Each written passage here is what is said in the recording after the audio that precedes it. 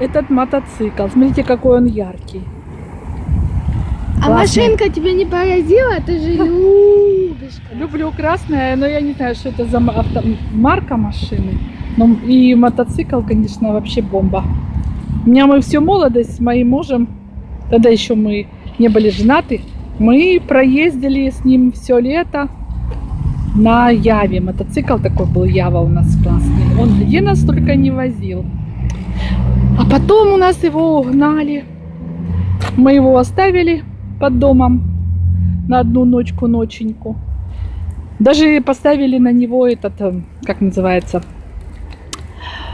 замок такой навесной. А проснулись, лежит этот замок на асфальте, а мотоцикла нашего нет. Давай. Вот так, товарищи. В общем, машинка меня очень даже впечатлила. И мотоцикл тоже. Мотоцикл особенно. Люда, смотри, чтобы не было видно номеров машин. Нет, я не снимаю номера машин. Я просто вот так вот улицу. А это, ты знаешь, это все глупости. Я снимаю, просто снимаю. И снимаю на улице. Это значит, что улица должна быть без машин. Глупости ты говоришь, мой правозащитник. Ну какие вот балконы все в зелени. Такой виноград посадить. И смотри, как хорошо. До 3-го этажа он дополз. И даже поднялся на 4-й. Но на 4-м этаже они не полностью скрываются. Не хотят. А вообще лучше всего велосипедистам.